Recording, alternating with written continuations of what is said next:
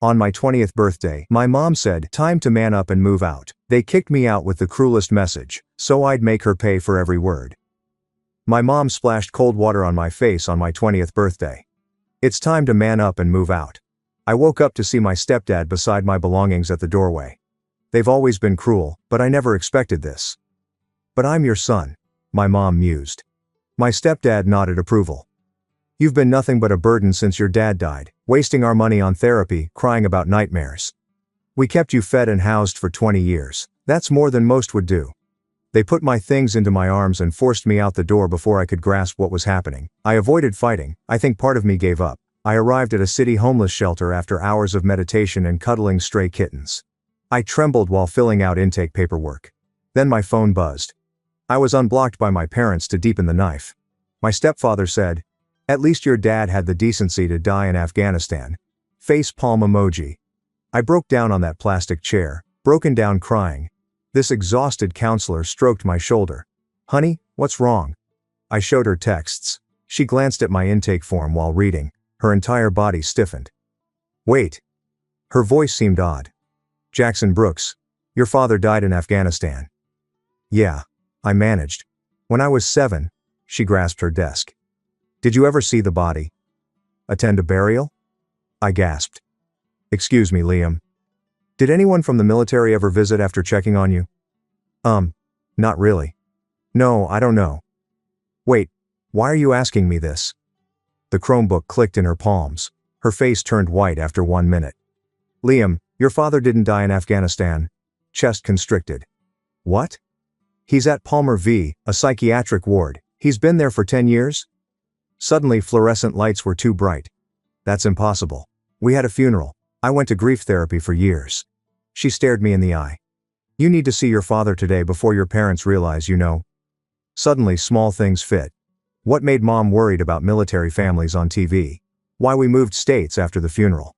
I wanted to cry, but my stepdad's words about my being young kept playing in my thoughts. Instead, I breathed deeply and said, "Why today?" "Because when, not if, when, your parents find out you know your dad is alive, they'll know someone is after their benefits." She drove me to Palmer. The whole voyage, my head rejected what was happening. After entering the VA hospital, we proceeded down a long corridor that smelled like floor wax and pharmaceuticals. My father was there. Not my stepdad who beat me, or my mom's other hidden boyfriends who used old vinyls to seduce me. My loving father. "Dad?" A weak word. His face crumbled as he turned. "Liam. They told me I'd never see you again. They told me you hated me. I thought you were dead." Hard to breathe. "I went to your funeral. Mom said you died a hero." Pain twisted his face. "They told me you knew the truth and chose them." I received a notice on my phone as my brain was dissociating. My parents drained my college funds, birthday money, and everything else as I learned my life was a lie. Account closed. Dad viewed my phone screen after I dropped it on the floor. "All my combat pay went to you," he whispered. "Every month for 10 years for your future. I never saw a penny." A doctor entered. "Mr. Brooks has been ready for discharge for years, but he's disabled from the war. He needs family to release him to someone who will take care of him." "I'll do it," I answered instantly. "I'll take care of him." The next morning was surreal. Dad left wearing regular clothes, pants, and a loose flannel. His respiration shallowed as we approached my mom and stepdad's house. 10 years, Dad muttered. 10 years they stole from us." We stopped at the front door, where they'd shoved me out yesterday. Footsteps entered. The deadbolt turned. The door opened. We saw my stepdad. I almost chuckled at its fast plunge. He saw a corpse on his doorstep. Mom emerged behind him and dropped her coffee mug, shattering it. Daddy grinned. "Hello, David. We need to talk about my death benefits. Play 90 seconds and give me 5 stars on Spotify. My Instagram gift for those who accomplished this and presented proof. The 4 winners can choose a Spotify or Amazon gift card." David's face changed 5 times in 3 seconds. After the shock, he did this strange computation to verify this. His cheeks went crimson with wrath. Mom choked and dropped her coffee mug. Smashing the wooden floor, it erupted. Entryway white tile was stained with brown coffee. It cracking sounded beautiful, like their falsehoods were shattering with the pottery. David immediately shouted that we couldn't just show up. He added, "We were trespassing and making crazy accusations." Growing louder. Mom changed tactics. Quickly, which would be remarkable if she weren't unwell. Her entire face softened in worry. She inquired if Dad was taking his pills with phony anxious eyes. She suspected he was puzzled about what transpired. She spoke gently like a bewildered child. I felt my hand reach my pocket before I did it. I launched the camera app on my phone. I kept it low by my side but tilted up to capture everything with the microphone. I kept my expression neutral and let them chat. David pushed forward after 30 seconds when his eyes focused on my phone. Hand extended to grasp it. Dad stood between us despite his shaking hands, which I could see from where I stood. David paused.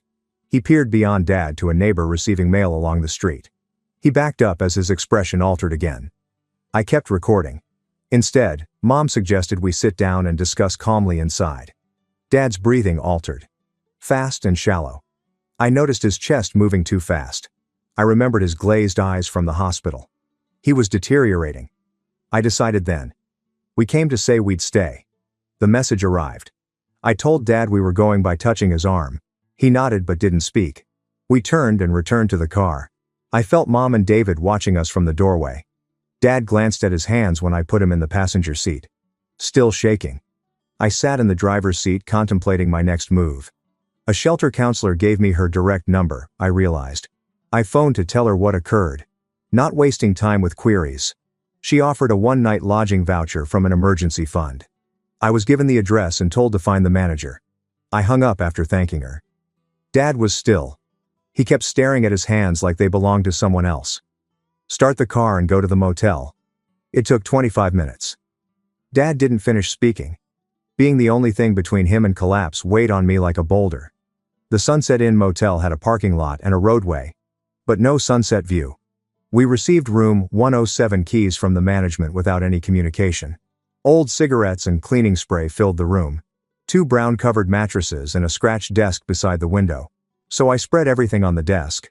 Palmer discharge papers for Dad. Birth certificate I stole from my room before they kicked me out. Mom and David messaging screenshots. Bank notification regarding depleted account.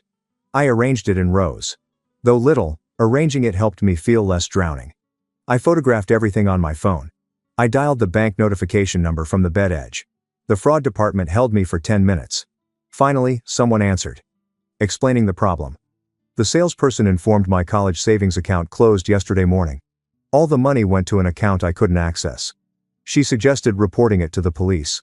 I'd require proof the money was mine. She lowered her voice when I asked how to show that while I'm homeless and barely surviving. She acknowledged the difficulty, but these were the necessities. She gave me a case number and told to call after getting the police report. I scribbled the number on the hotel pad. My hand shook. Dad talked for the first time since leaving home. Upon enlisting, he established an allotment, directly supporting his family with war pay. He didn't grasp its technicalities. He wanted us taken care of case something happened to him. His guilt-laden speech made my throat tighten. He stated he assumed I was getting money for college all along. I said I never saw it. Putting his face in his hands. Something shattered me seeing that. This veteran was imprisoned for 10 years and lost his son. Feeling bad since he attempted to help me and it was taken.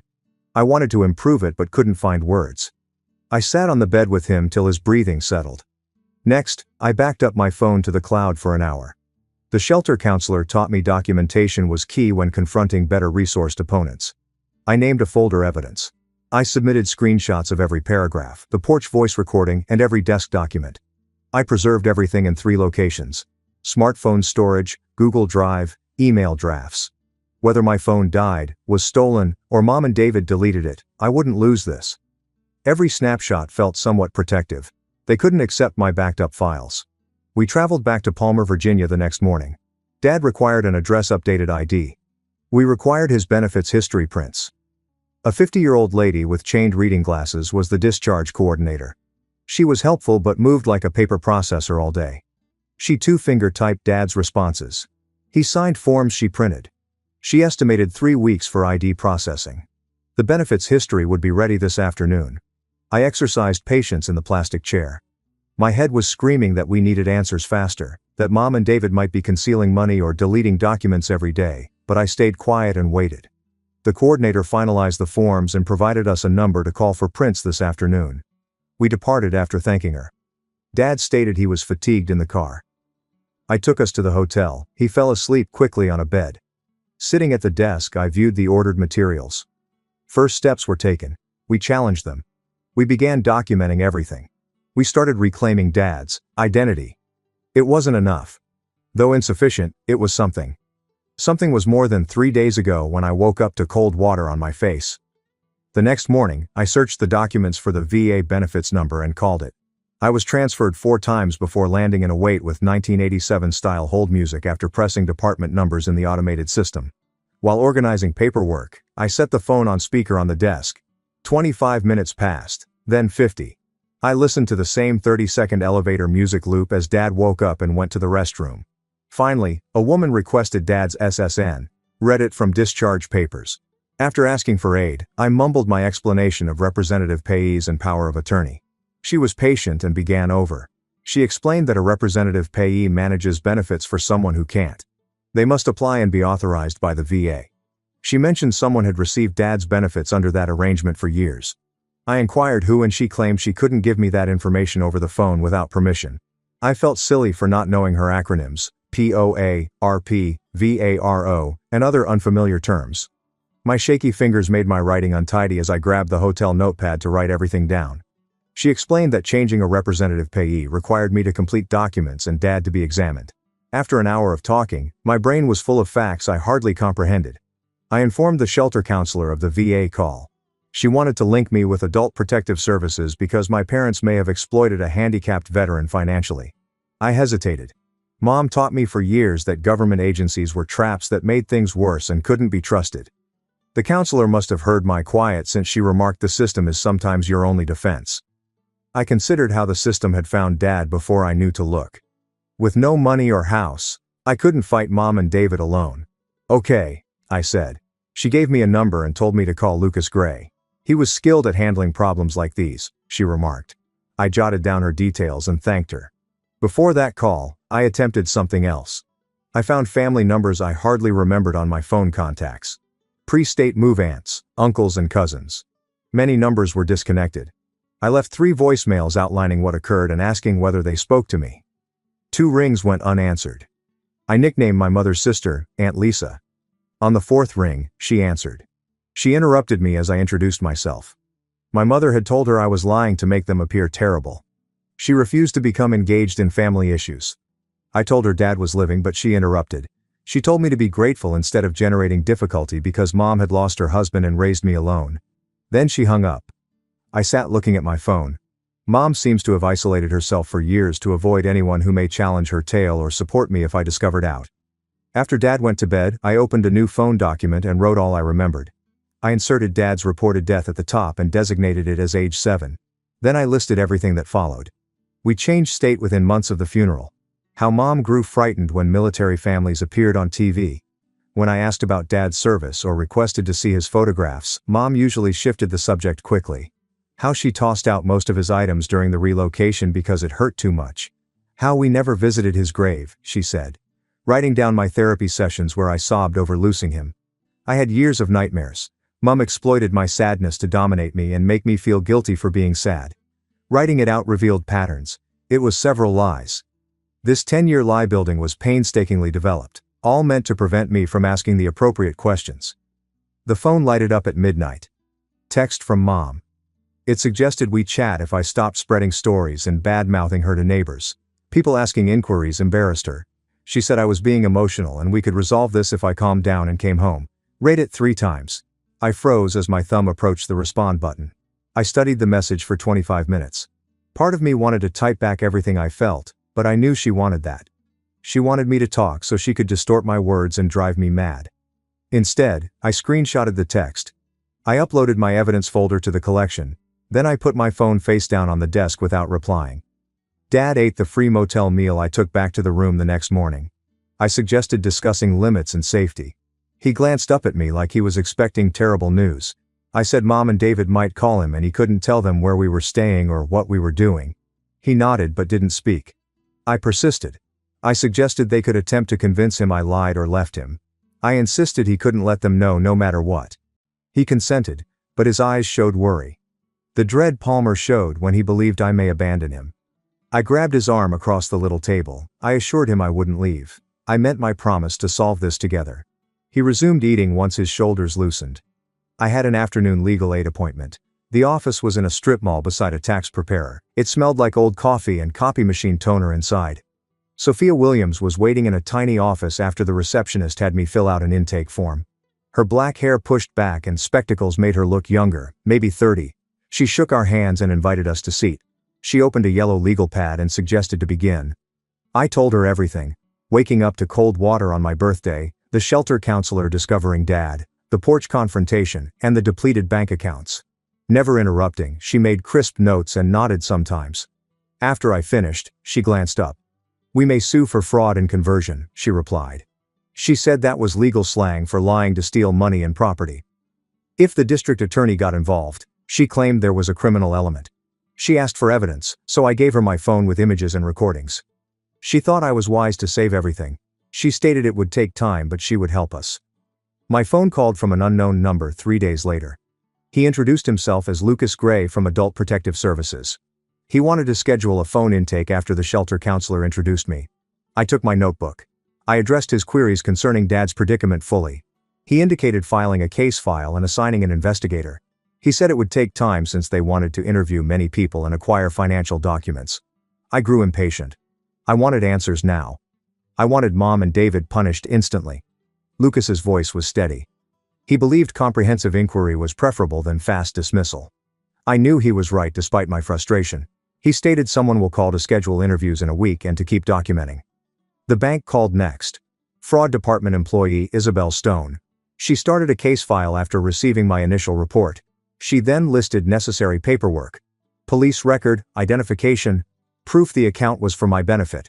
Any statements confirming my parents' access were unauthorized. Though I wrote everything down, each requirement seemed like a mountain to conquer. Some of these were missing. I had no idea how to attract others. Isabel may have detected my anxiousness and advised me to take it slow. "Get what I can and call her," she replied. She gave me her direct phone and stated she was my case agent. VA Victor Hall called that afternoon. He requested a housing and caregiver program consultation as a social worker. He also suggested changing Dad's representative salary. He mentioned HUDIV, caregiver stipends, help and attendance and other unfamiliar initiatives. I took out my notepad again and wrote swiftly, but he was talking fast and I was forgetting stuff. He must have realized since he slowed down and promised to send me everything. He inquired when we might meet in person. I relaxed when I saw Dad watching TV on the bed. Someone who knew the system and wanted to help us may have brought relief or optimism. The meeting was the next week, and when I hung up, my hands stopped shaking. Elena Carter at the legal aid office helped me write a formal request to Peaceful Rest Funeral Home the next morning. I told her the memorial service address Mom took me 12 years ago. Elena said we required official proof of their services contra Mom's claims. She typed and I signed the legal aid letterhead request. An envelope came at the hotel 3 days later. Dad watched from the bed as I opened it. The funeral home director stated that they offered memorial ceremony space on the day but got no remains for burial or cremation. Their documents indicated a 2-hour chapel rental, no casket purchase, burial site, or cremation permission. I felt sick after reading it twice. I knew Dad was living, but reading that the funeral was empty made me ill. I drove to downtown police to report that afternoon. The front desk officer escorted me to Detective Hugo Larkin's office. He was about 50 with gray hair and pushed-up reading spectacles. I sat in a plastic chair across from his desk while he opened a form on his computer. I told him about waking up to cold water on my 20th birthday, discovering Dad alive at Palmer, my depleted bank accounts, and 10 years of stolen benefits because he begged me to start again. Hugo typed continuously. After I completed, he printed and had me check the report. He said it would take time to investigate. Multiple parties and government benefits made financial crimes complicated, but the report number helped me with the bank and other authorities. He gave me a business card and urged me to call if I recalled anything, or if my parents called. I folded and placed the report in my evidence folder. 3 days later, I looked out the window while sorting files on the hotel bed. David's vehicle was 3 places down, just looking at our room from behind the wheel. Whole body cooled. I phoned 911 immediately on my phone. I stuffed our belongings in bags. I could hardly zip because my hands trembled. Dad wondered what was wrong. I pointed out the window. His face blanched. My dispatcher stayed on the line as I packed. Police were 7 minutes away, she stated. David remained in view through the curtain. He remained still, watching us. After police came, David drove carefully. The cops collected a report and urged me to record future interaction. I sat on the floor with my back to the bed after they departed. Dad grabbed my shoulder. From now on, we pack our suitcases in case.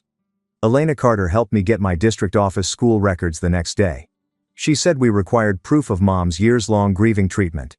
A week later, I spread the documents on the hotel desk. Pages of counseling notes from 7 to 16. Each had the parent loss diagnosis code. My therapist's notes showed my persistent trauma over Dad's purported death. I sobbed over missing him. How I had funeral dreams. How Mom informed the therapist I needed help processing my father's wartime death. The identical diagnostic code was used to bill my parents' insurance for each session.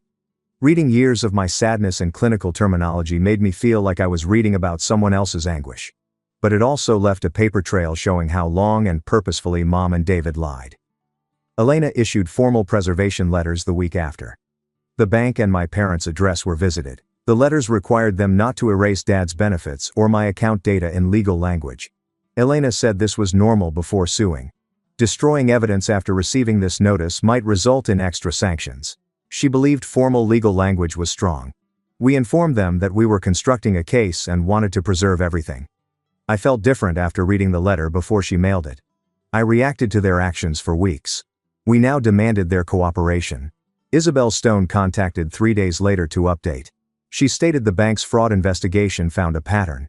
Years-old transfers from Dad's benefits account to Mom and David's joint account.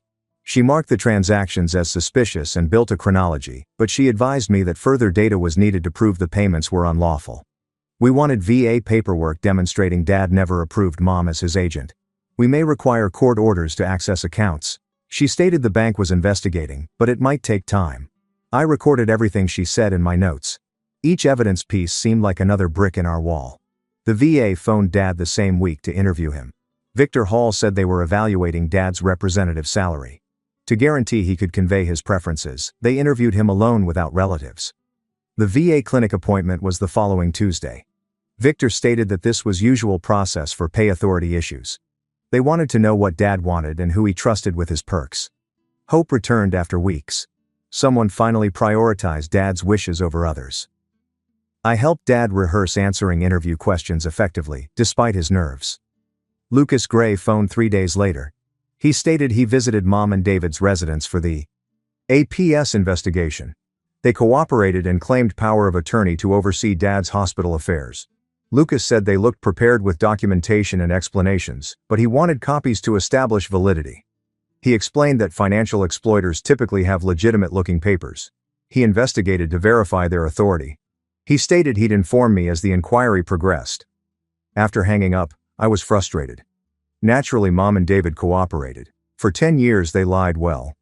Elena acquired copies of the claimed power of attorney the next week through discovery. She called me to her office and spread the document on her desk.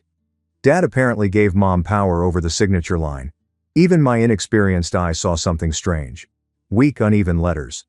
Dad's signature on his VA records and our applications were unique. The date was 13 years ago, when Dad was hospitalized. Elena Carter found further document issues. A fading notary seal. Witness signatures were scarcely discernible. She indicated we might need a handwriting expert to show it was fabricated, but the paper seemed suspicious even without that.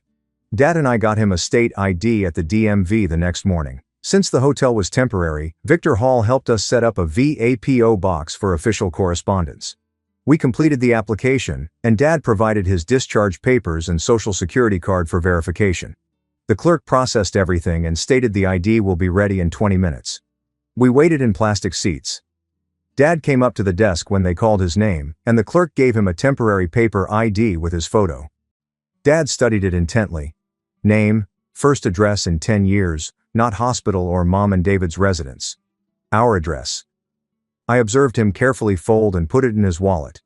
Just a piece of paper containing his details, but it seemed like a little win in a fight we were still losing. While returning at the hotel, Victor Hall called that afternoon. He asked if I had time to review the VA Caregiver Program application, and I agreed instantly. He explained what medical data I needed from Dad's Palmer file, and which papers needed a doctor's signature over the phone. The application required details regarding Dad's daily care, disability, and treatment plan. I checked boxes for medicine, appointment, food prep, and emotional assistance. Every inquiry heightened the weight of my burden. With Victor's connections, I started the first training session that night, watching films regarding veteran mental health and caregiver burnout. The program stressed setting boundaries and asking for help, which seemed unusual when I was 20 and clueless. Victor acknowledged he got my entire VA portal application and that the approval process might take several weeks, but he'd follow up to keep things going. I made my first appointment with Amelia Fletcher at the community mental health clinic 3 days after the shelter counselor referred me. Mismatched furnishings and motivating posters decorated the clinic's converted home waiting area. I followed Amelia to a little lavender-scented office when she phoned. She was maybe 40, had spectacles, and moved calmly, making the area feel safer. I spoke about my parents pushing me out and finding Dad and the stolen money when she inquired what brought me here. I noticed my hands were trembling and I was talking too quickly halfway through. She listened and took notes without interrupting or fixing anything. She asked me how I was sleeping and eating when I finished, and I said poorly. She promised to work on coping skills and trauma processing, but for now she wanted me to know I had a place to talk. The session lasted 50 minutes, yet leaving felt like letting go of something heavy. I saw Isabel Stone from the bank in the branch the following week for a comprehensive interview. She printed and underlined every transaction on my old savings account from 5 years ago with sticky notes. Isabel asked who started each withdrawal and transfer, what it was for, and if I consented. I stated Mom always maintained the money was saved for college. I never had access to the account, and I didn't realize she could cancel at any time. Isabel questioned about my joint account, and I told her Mom claimed it was customary for parents to be on their kids' accounts when I was 13. She noted everything and discussed the bank's temporary credit fraud guidelines. Although the account was shared, the pattern of access and time of the final withdrawal, when I realized Dad was alive, made a compelling case. She promised to report back to me in 2 weeks once the fraud review committee reviewed everything. Lucas Gray contacted days later to arrange a DNA test. He emphasized that we required biological proof to disprove Mom and David's claims regarding my status in Dad's case. The APS file would contain the test results from an approved lab. I consented even though it seemed improper, like I had to prove my family. The next morning, a technician swabbed my cheek and Dad's and labeled the samples with case numbers at the lab. Everything took 10 minutes. I was furious that 10 years of deceit required me to scientifically prove I was my father's son as I left. Dad was silent in the car, and I know he felt it. This intrusive confirmation of a simple truth. In the legal assistance office, Elena Carter updated me. She filed an emergency application for interim control of particular accounts, alleging that Mom and David's access risked additional asset loss. The application asked the court to freeze accounts and demand financial reporting during investigations. It was 3 weeks until our hearing. Elena laid down the files on her desk and explained. She explained court was unpredictable and unpleasant, judges had a lot of discretion, and we might not obtain what we wanted, but this was our best chance to stop them from concealing or spending more money while APS and the police worked. She filed the verification forms online once I signed them. That afternoon, the funeral home provided more documents. 3 days later, I opened the hotel envelope and saw invoices and contracts for a memorial service. Nothing else.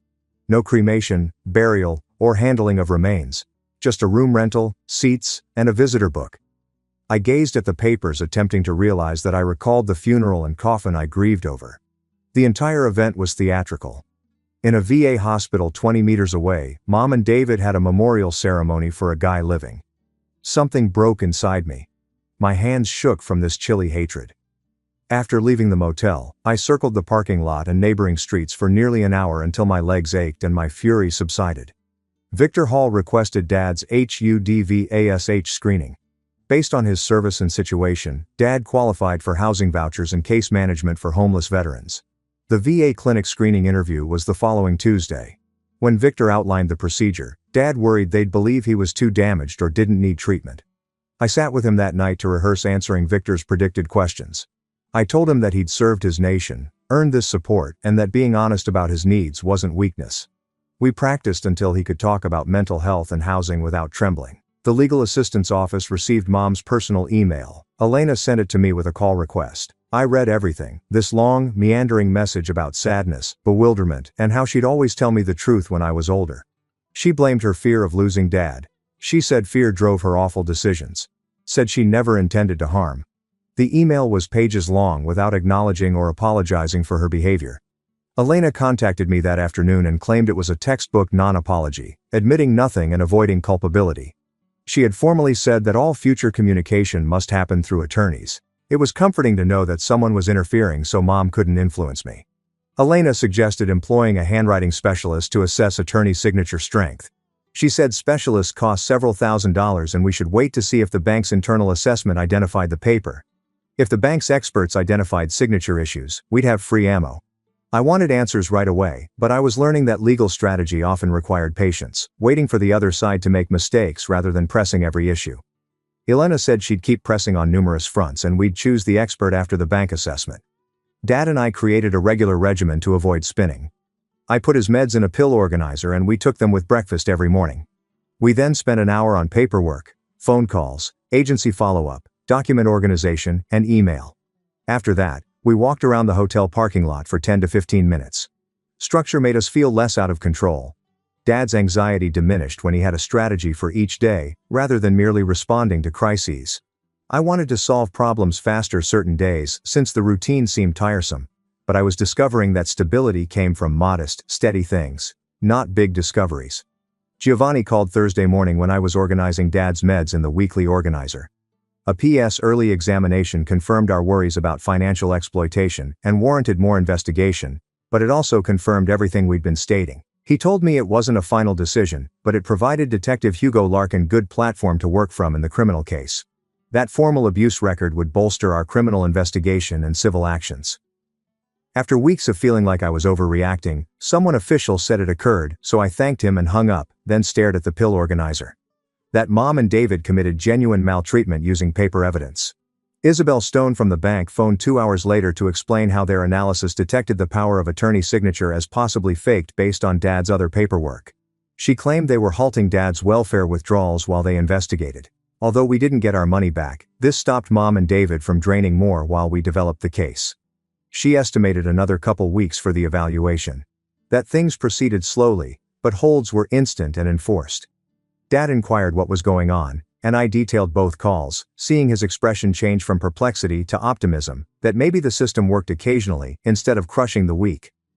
Elena Carter met us 30 minutes early in the foyer of the county courthouse to discuss the restraining order hearing on Monday. She stated that the court will hear both parties, study the police record concerning David entering our parking lot, and determine whether to grant or deny the order. Dad's leg bounced as we passed through security and sat on a bench outside the courthouse. David arrived with a cheap-suited lawyer. My stomach fell because I half thought he wouldn't bother and would allow the order through. However, he appeared self-righteous and aggressive. The bailiff called our case, and we entered court. We and Elena versus David and his lawyer.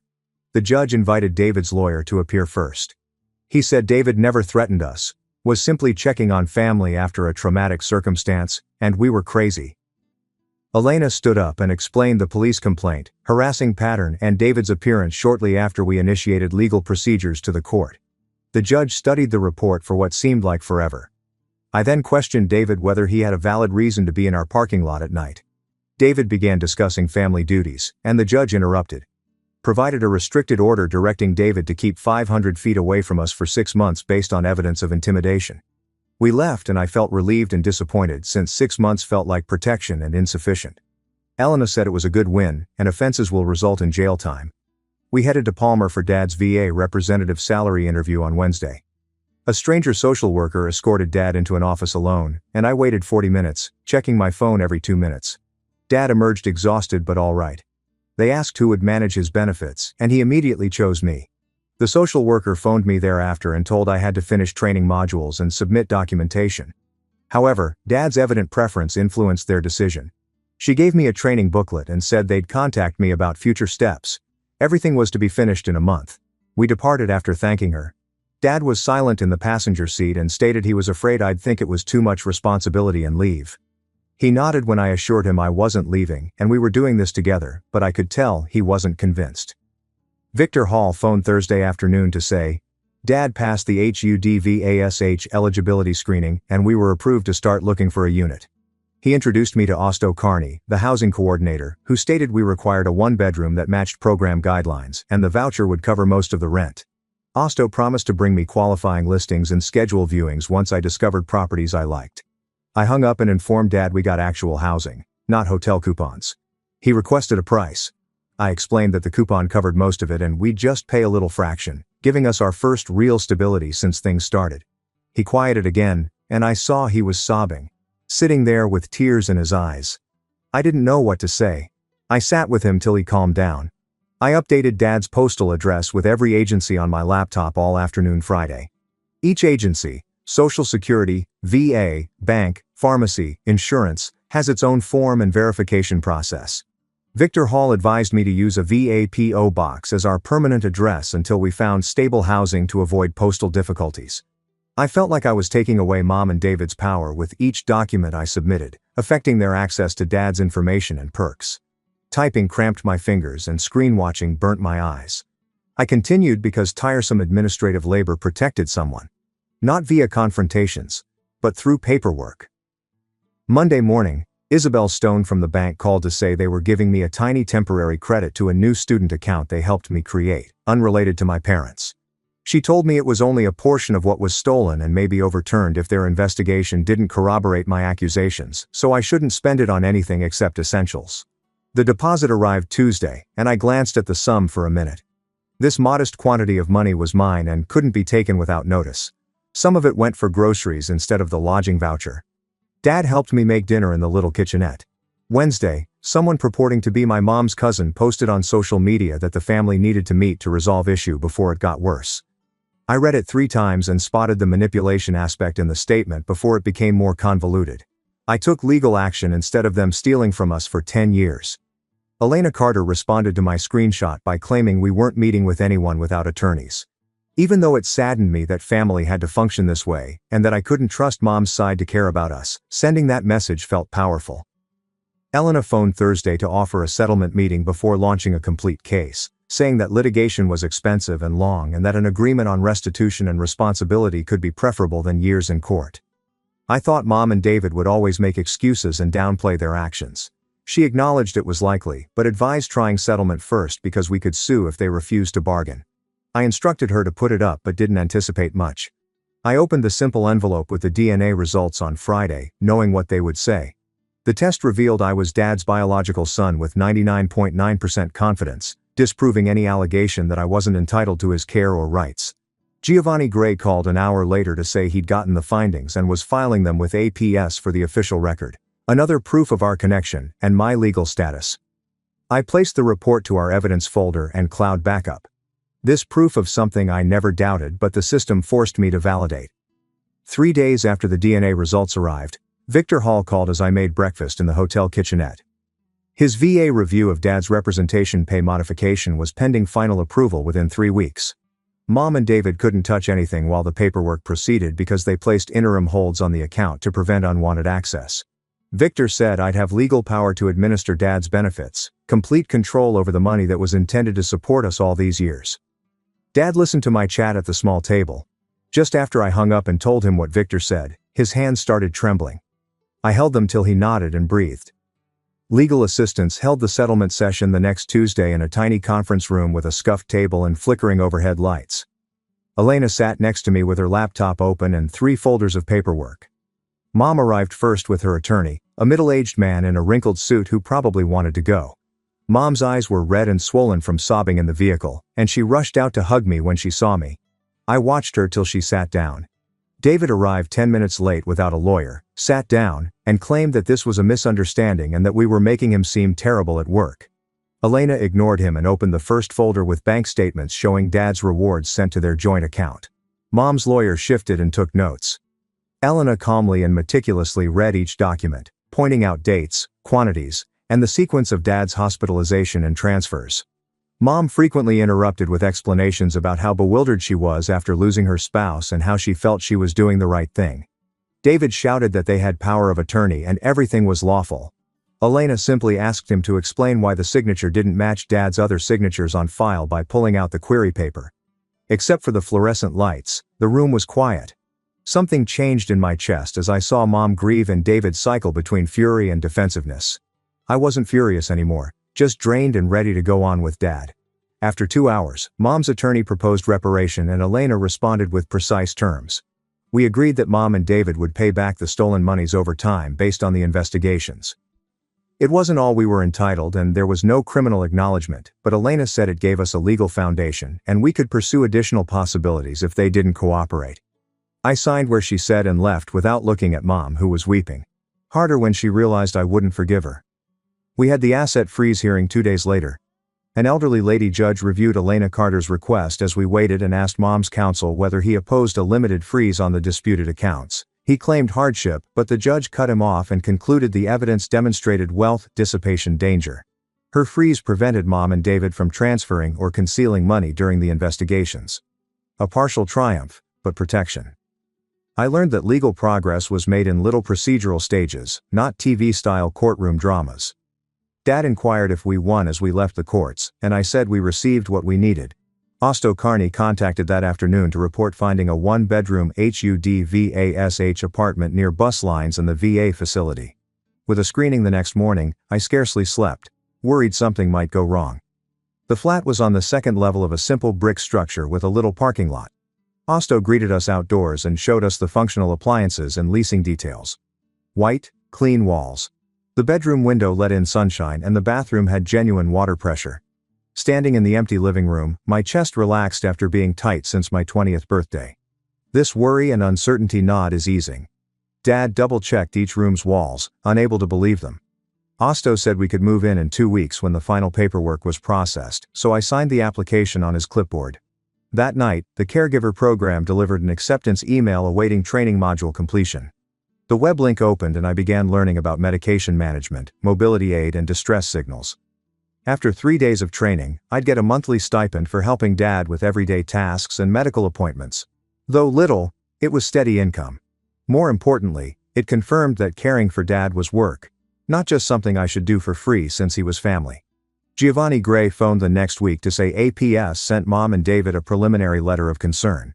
They were informed by letter that the inquiry discovered financial abuse of a handicapped veteran.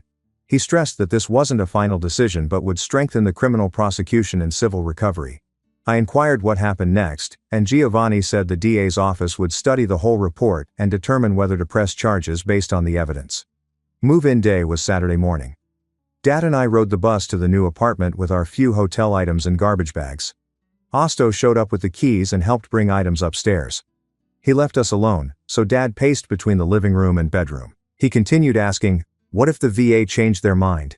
What if we couldn't afford it? What if Mom and David found us and caused trouble? His breathing became shallow, and I suspected a panic attack. I took him to the couch and sat next to him to teach him Amelia Fletcher's therapeutic breathing techniques. 4 counts in, 4 holds, 4 out.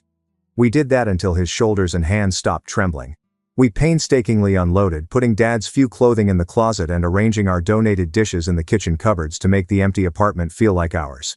The bank inquiry update came from Agatha Stone Monday afternoon. She indicated internal fraud fines warranted a greater temporary credit to my protected account. It would cover a large percentage of my college savings lost. She cautioned me that it was still provisional pending final findings, but having money in my own account was like breathing after being underwater. To verify, I checked the balance 3 times that day. Father began dating Victor Montes the next week. Victor, a trauma-specialized VA psychiatrist, worked in the same building as Dad's other doctors. I read old magazines and watched the clock in the lobby during the first appointment. Dad emerged an hour later, exhausted but calmer. In the car, he said Victor was honest about the job ahead, admitting military trauma and psychological damage from 10 years of false hospitalization. Victor's optimism about Dad's recuperation gave us hope for the first time in a long time. The next week, I boarded the bus to the community college and located Cassie Vickers' office on the Student Services Building's 2nd floor. She was younger than expected, maybe late 20s, with a form-covered desk and a Deadline Survivor coffee mug. I told them I was 20, caring for my injured veteran father, and needed to sort out college. Cassie opened the fee waiver program on her computer and clicked prerequisites. I informed her I could get copies of my high school transcripts which were still at my previous address. She took a note and opened a course catalog to show me a typical first semester for a part-time worker and caregiver. She advised starting 2 online programs with flexible deadlines and described how the Disability Services Office may help if Dad had a crisis and I needed extensions. She didn't judge me for beginning late or being unable to carry a full load, so my shoulders relaxed. She was helping me develop something functional. She filed my fee waiver application immediately away after we completed the enrollment documents, indicating it generally takes 2 weeks. I left her office with a spring semester course schedule and a campus map with the financial assistance office underlined in red. Elena Carter called 3 days later while I helped Dad gather his weekly pills. She stated Mom's attorney suggested Mom and David sell one of their automobiles to pay initial reparation. It would cost roughly $8,000. Following the settlement agreement in good faith. I tightened my jaw because their gestures felt manipulative. Elena was already discussing the terms. She stated she had arranged that the amount go immediately into the restitution escrow account and that they submit the bill of sale and deposit proof within 30 days. Elena's voice grew hesitant when I inquired whether they were accepting responsibility. She explained they were following the arrangement to avoid legal action, which wasn't regret but compliance. She promised to send me copies of everything when I validated the payment in writing. After we hung up, Dad nodded slowly while holding the pill bottles as I described it. He didn't care why as long as they returned the money. 2 weeks later, I noticed David's truck in the parking lot while taking groceries to the apartment. I stopped walking with bags in my hands because my stomach fell. He stared at the windows from the driver's seat 50 feet from our building with the motor off. I instantly turned around and returned to the street with my phone. I contacted 911 to report a restraining order violation, provided David's address and license plate. I was instructed to stay on the line and relocate to safety by the dispatcher.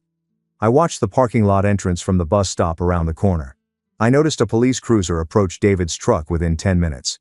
David gestured and pointed, but the police didn't like it.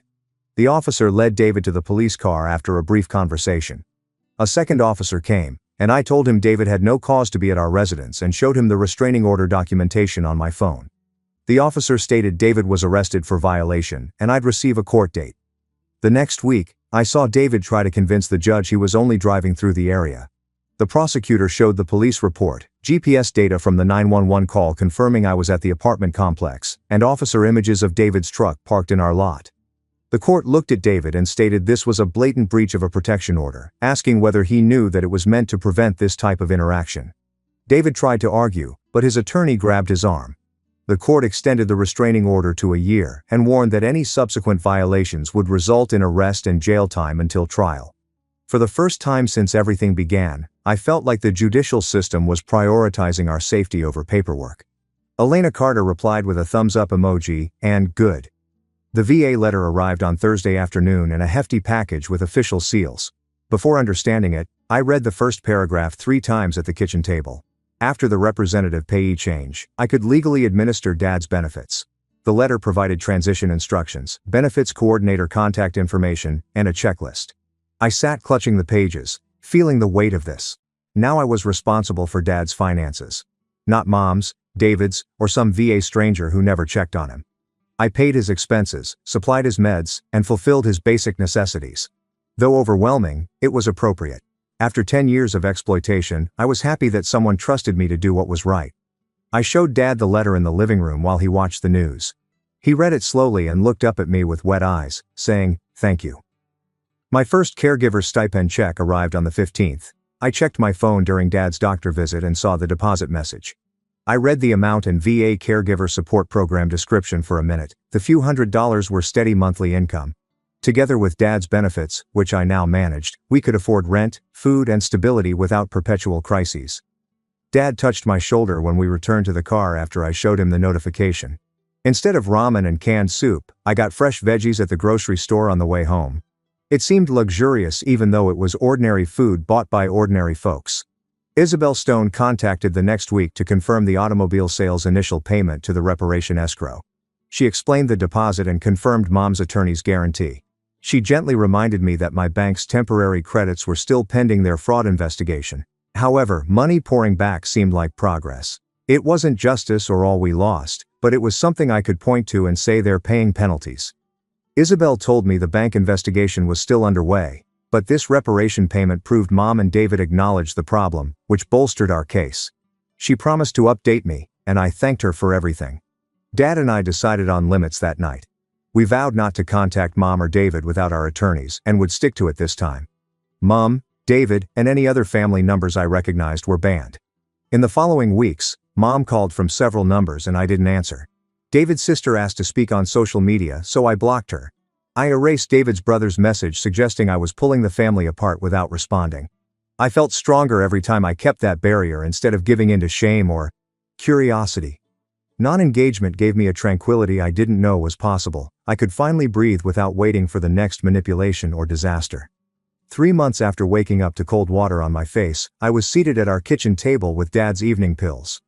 The apartment smelled like the cheap chicken and rice I baked, and my laptop was open to my community college curriculum for the online writing class I started the week before. Dad laughed at the host's comment while watching a cookery show in the living room. I surveyed our limited space, the thrift shop sofa, donated dishes in the cupboard, and the magnetized VA appointment reminder on the fridge. This peaceful Thursday night with meds, supper, and homework. This showed steadiness. Not thrilling or dramatic, just reliable and safe. Nothing is ideal right now, so I won't lie. After 10 years apart, we're still in treatment, going through legal processes, and learning how to be father and son. Dad still has nightmares and panic episodes, and I still am upset over our stolen childhood. The lease on our home is ours. We have food in the fridge bought with non-stealable money. We established our own future strategy. That's no happy ending with everything neatly organized and everyone living happily ever after. A better thing. A good start. That was a tour of the worst parenting mistakes. You may believe your family is convoluted, but they probably didn't fake anyone's death. Probably.